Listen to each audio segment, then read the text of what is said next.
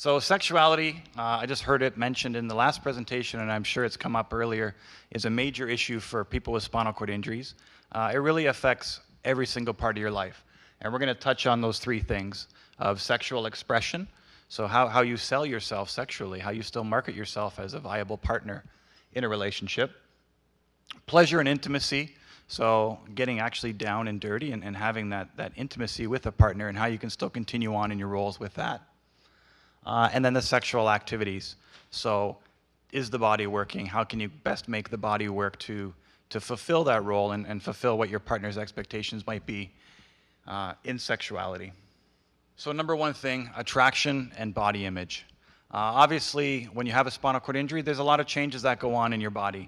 There's a lot of atrophy. There's loss of function. So there may be added equipment for you to maintain your bladder, maybe even your bowel programs. Obviously, the use of a wheelchair, medical devices in the bathroom, maybe different furniture around the house. All these things affect who you are and how you view yourself. And when you have these changes going on, it's certainly going to affect your ability to sustain a role in that relationship. So for each slide that we cover, there's a 411 that I need to put together, and it just kind of highlights some of the things. I mean, you look around the room now, and it's no surprise, the people that are confident are usually the better looking ones. So if I look around, I can probably pick out the lawyers in the group. Because confidence really is everything, and certainly lawyers have that confidence. And it's up to the healthcare team, as well as the family members of people with spinal cord injury, to help rebuild their confidence in what their abilities are. So love yourself first. Realize that you do have abilities. Realize there's a skill set that everybody has, and maybe some of your roles and skills have diminished in some areas, but they can certainly be enhanced now because of this new awareness and insight as a result of the spinal cord injury. Emphasize the positives you have. So whether it's a sense of humor, whether it's you're charismatic, you have wit about yourself, maybe you've got funky hair, maybe you like to dress, you know, just a little out of the norm, whatever it might be. Scars are the natural tattoo, and most people with spinal cord injury have scars, and there are some people that are a little bit uncomfortable with these new scars in their body. But reality is scars tell a story, and they're kind of battle scars in a sense. And it's not something that people should be ashamed of, rather it should be something they can be proud that they've overcome this hurdle in their life. Clothing, and of course diet and exercise. And I know earlier this morning you had the presentation about the new guidelines for physical activity and how important that is for people with spinal cord injury. And I think, again, the more it's reiterated and passed on, diet and exercise are two key things to maintaining health and feeling good about yourself. You cannot put a limit on the amount of emphasis in those two areas. So actually getting intimate with your partner and heart on. So actual intimacy. There are a lot of obstacles to becoming intimate. I reflect back, I was 21 when I had my spinal cord injury, and one of the things that I enjoyed is having that spontaneity when you're with a partner, coming up behind your partner, surprise hugging them, or just, you know, pressing my partner against the wall, holding her nice and tight, not in a controlling way, but in an intimate way. And those things are really lost, and there's a lot of compromise with a spinal cord injury. So how do you still fulfill that? How do you still get that closeness? It could be as simple as inviting your partner onto your lap, understanding your balance and having the support in your seating to allow that.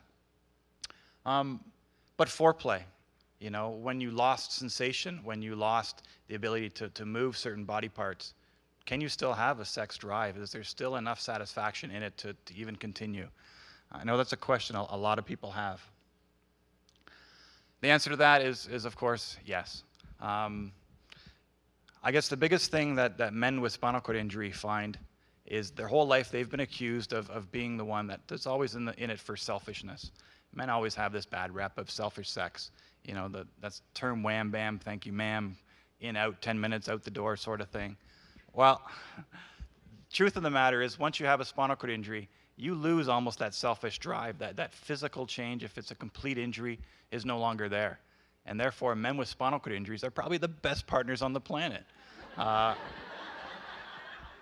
Because they do get inside, they get in touch with that emotional side. I'm married, by the way. I'm not trying to market anything here. But it's true that you have to get in touch with that intimate side. You look to the other senses. You start maybe to communicate more with your partner. And that communication is very successful in trying to express what your likes and dislikes might be, the changes that have gone on, and also equally important for that partner. For a relationship to be successful, two people need a valued role. And as much as you want to be able to give your partner pleasure, or the one that doesn't have the spinal cord injury, it's equally as valuable for them to be able to satisfy you in maybe a new way.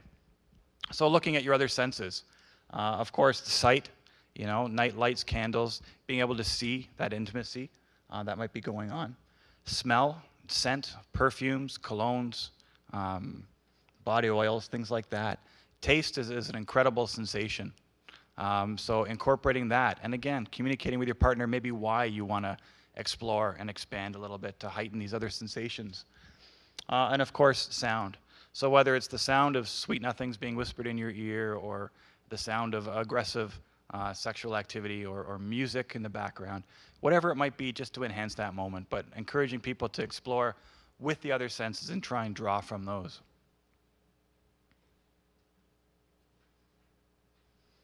So arousal and orgasm, depending again if the spinal cord injury is complete or incomplete, will determine your ability to be aroused. If that brain still has a connection to certain body parts, then they're still going to have that mental stimulation that can occur, and that client can certainly be aroused and easily get back into that intimate moment. If you have a complete injury, that might be a lot more difficult. Orgasm, is it even possible? For a lot of people, no, it's not. Or maybe it is. Maybe they haven't recognized it yet. Maybe there's a change in that orgasm sensation. And maybe it's just as simple as just trying to find what that new sensation might be with the body.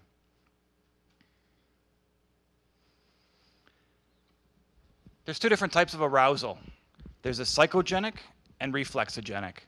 So a psychogenic arousal is simply if you still have that body-mind connection, so the brain can be aroused by thought, stimulation, visual imagery, things like that. If you have an incomplete injury, that message can still get sent. Well, then you're successful in still being able to be aroused psychogenically, if that's a word. Reflexogenic is simply the body still has a reflex. So whether you're a man or a woman, for women it's usually lubrication. For men, it's the ability to get an erection. That reflex still might be intact enough that you can still, for men, get that erection, and for women, be able to lubricate enough to have successful intercourse with your partner. The orgasm might be different. A lot of people from the research have commented that, I think I've orgasmed, but I'm not really sure. If they experienced what an orgasm was before, that sensation might be very different. Often with orgasm, there's two things. There's the physical touch sensation that goes on. There's also the internal change of the release of different body chemicals. So maybe that sensation, that touching sensation, is no longer there, but there's still something changing inside that person can experience. So understanding that change might happen and be more in tune with what that change might be. Also understand that maybe that stimulation to reach orgasm for you or the partner might take a little bit longer, and sometime be a little bit, I guess you need to be a little bit more aggressive in that process, meaning more sensation or stimulation. Oh, and Anita's note said that maybe stimulating the breasts as well might help. And I can say firsthand, as a guy with a high-level spinal cord injury, my breasts as well have become a new erogenous zone. In a different way, though. So again, communicating with your partner the likes and the dislikes, and that your body and your mind can change over time, and just allow that change to happen and look to other ways for satisfaction. So the stat on erectile dysfunction is 50 to 95% of men with spinal cord injury are affected by the ability to get an erection. That's a pretty high number, but fortunately, that number is also in general society. It's in the general public for men, and therefore they have invented medications to treat this for any men. Medications like Viagra, Cialis, Levitra are oral medications that men with spinal cord injury can take. But you need to understand, again, some of the, I guess, the complications of taking some of these medications, understanding how they might interact with some of the medications you're on now, whether it's for spasticity or circulation, diet and exercise, your lifestyle routine, your drinking habits, things like that, and how that might come into play. With erectile dysfunction, it's no surprise, this is a major, major contributor to men suffering from depression. And I mean, we put a lot of pride and joy in our little people. And so when that doesn't work, it's important. It's important for a lot of men to figure out how this might still work for them. So encouraging them to consult with a physician. There have been guidebooks made. I know Lyndhurst Center, I believe Shadok might have little guidebooks as a resource for information if people are uncomfortable talking about it. So seeking out, these sources of information are valuable. When it comes to whether it's the oral medications or injectable medications, there's a major cost. Is this something that somebody can afford?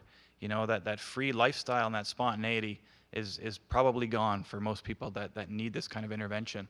And costs can be significant. If you like to have sex once a week, you're looking at $15 a pill for sex now. Do the math, 50 times 15 is what?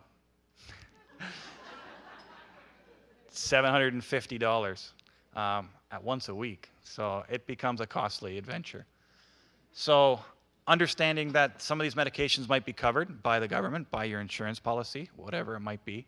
I know when I was a student, I was on ODSP, and one of my frustrations and depressions coming off of ODSP when I went into the workforce was they no longer would pay for my injectables. And I knew that was going to change my life forever.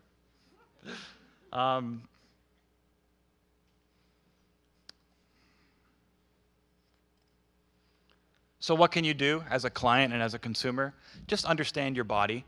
Understand your body. Do some investigating on your own. Trials and tribulations. You might find that different temperature, different body positions might assist you if you have difficulties in this area. Certainly talking to your physician again will assist with that. And I lost my cue card. Knowing things like the medication you're on, maybe you only require half the dose. So there's a lot of consumers that have reported that they'll order the medication at a higher dose and then split that medication, and therefore making it more cost effective for them when they purchase and use this. And explore other types of sharing. And again, society as a whole, certainly North American society, we put so much emphasis on intercourse being that's how you show love and that's something you share with your partner. When the reality is, if you're comfortable and you're willing to explore, there are many different levels of intimacy that you can share with your partner. And there should be no reason or shyness to use other parts of your body, whether it be your hands, oral stimulation, things like that, and be comfortable with that to constantly create that connection with your partner and make it more cost effective and more of a regular activity. So, okay, let's do it. You've got the tools. Your body's good to go. Obviously, you have the barrier of physical accessibility. How do you get into the positions? Are you strong enough to maintain those positions? If it's a role that you carried before, maybe the role in that relationship might be a little different. Maybe you can no longer be that dominant partner. And how do you work through that? Things like spasticity, osteoporosis, things that are secondary to many spinal cord injuries, and how they can play a role for a lot of the clients that are out there. And again, going to what the partner's role might be. So understanding that it is equally as valuable for them to work through this process and have a valued role in that sharing. Again, thankfully, there are devices out there. Sex is pretty openly discussed now. There's a lot of sex shops that have devices, and they may not be designed specifically for the spinal cord population. Most of them aren't. But with a little creativity and ingenuity, there's no reason why you can't use these devices to enhance your relationship if you have any level of spinal cord injury. So using things like love bumpers or, well, you get the imagery of the one on top.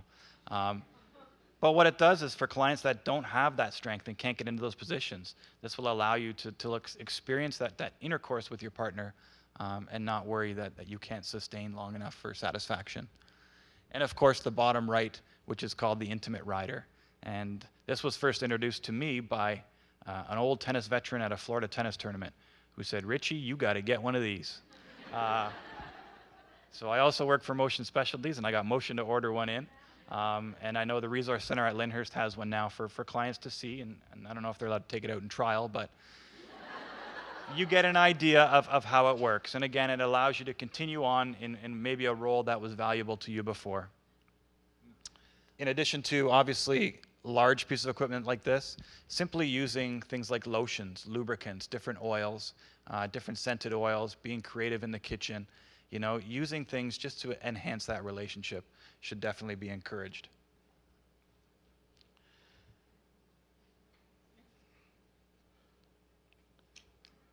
I wanted to pause just to hear the audience response, and there were a couple little gasps at this slide.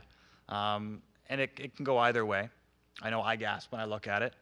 And it's more just because the social stigmas attached to spinal cord injury. You know, a lot of times, well, I dated a blonde girl for a long time, and probably 80% of the times we went out, people thought she was my sister. So I went to my hot brunette wife now. Also, another social stigma is, well, if I have a spinal cord injury, I'm sitting in a wheelchair, I'm not interested in sex anymore because I can't feel it. So that makes sense, right?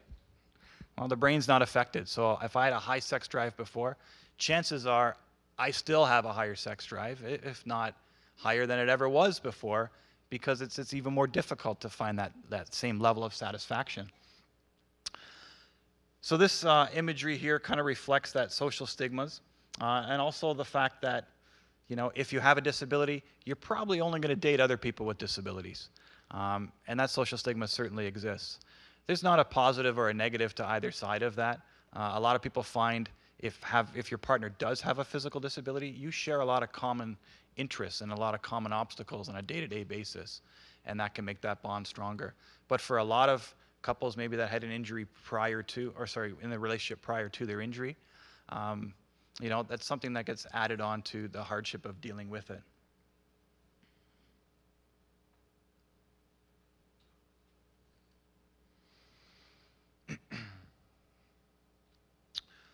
This quote, "I used to be a human doing, now I'm a human being," this was taken from the same gentleman who introduced me to the intimate rider. And his take on this quote was, you know, he used to be so busy in life just doing, trying to get that physical satisfaction, taking all these steps, buying all these things. And now he's in the back seat. He takes things a little bit slower, appreciates all the little things, and savors that moment now and savors all those times with his partner. In a sense, it can also be flipped around. That with a spinal cord injury, maybe before you took everything for granted, you were just a human being, you know, everything just came naturally, spontaneous, you didn't have to think, sex just happened. Whereas with a spinal cord injury, there seem to be a lot of do's that have to be in place for that to happen and be successful without a negative incident, like a bladder accident. So learning how to manage your bladder, learning that obviously having those contact points during intercourse, the bladder is probably the first thing that you could have an accident with. How a bowel program might have to be adjusted, or the importance of sticking to a bowel program to avoid the incidence of having an accident during time with your partner. So on the bottom left corner, those are some of a lot of these guys probably don't know this, that's why I'm saying. These are some of the barrier methods to birth control. So things like a diaphragm, using a cervical cap or a sponge, you know, obviously might be not only difficult for someone to independently manage this, but also with a loss or change of sensation. The female might not know if maybe something has become dislodged or ineffective in the process. With the birth control pill, there's estrogen. So obviously estrogen provides an increased risk of blood clots. So maybe choosing progestin-only birth control pill, although it's less effective, it certainly reduces the risk of a DVT for that client or female taking the birth control. And IVDs, which, just by show, how many people know what an IV... Okay, never mind. There were no deep voices in the room, though. That they may tear the uterus. Yeah, I thought it was a pogo stick. That there's a risk with the IVDs, and that safe sex is really the only solution. Fertility. Fertility, as far as women go, the likelihood of a woman still becoming and able to become pregnant with a spinal cord injury is the same. There are definitely changes in fertility for both sexes, though. So the next slides, we're going to be going over what some of those changes are. Ovulation. So 40% of women with spinal cord injury, the menstrual cycle actually can stop for a period of time up to 6 months. That period of time is usually called spinal shock, and usually in that time, the menstrual cycle will return, and most women find that it returns to whatever it was like before. So if you had a regular cycle before, or a heavy cycle before, chances are it would return to whatever that might be.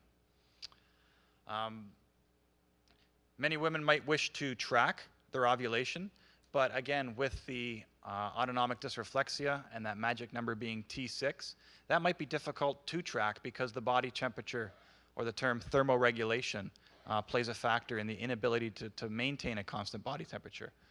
So maybe looking at alternative testing, like saliva or a urine test,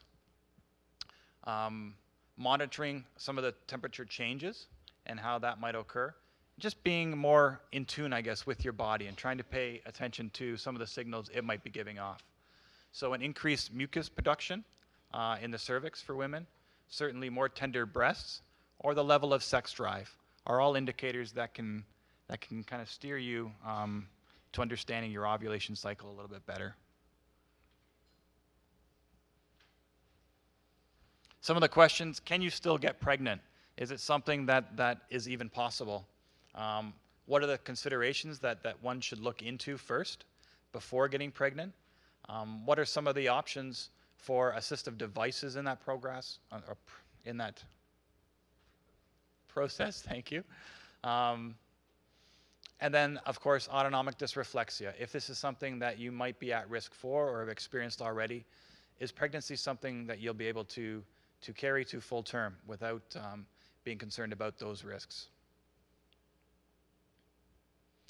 So number one thing is make sure you're healthy as you possibly can be, which goes back to diet and exercise, being in tune with your body, making sure it's strong, and you're aware of your new condition and your new body. Second thing, talk to your doctor. I mean, that's what they're there for. Talk to your physiatrist, talk to your general practitioner, talk to anybody or any resource you might have outside of your doctor as well. If it means somebody from the team that you're working on, even some of your peers maybe that have gone through that, communicate with as many people as possible to get a good understanding of what changes go on. Looking at some of the medications that you might be on, paying attention to, again, some of the effects of those medications, realizing that maybe some of the medications for osteoporosis or bone density, they might affect your likelihood of getting pregnant. The birth control pill as well. Maybe obviously you'd have to stop the birth control pill. Some of the supplements that people take, a multivitamin, make sure that multivitamin has folic acid, because that certainly can increase your likelihood of becoming pregnant. If autonomic dysreflexia is something that the woman experiences during intercourse, and they are unable then through intercourse to become pregnant, some women have reported just using a syringe and taking the sperm from the male, have him ejaculate into a clean cup, any type of sterile environment, and then taking the syringe, extracting that sperm, and using that syringe, which should have a less of a trigger effect on the woman and her reaction with autonomic dysreflexia.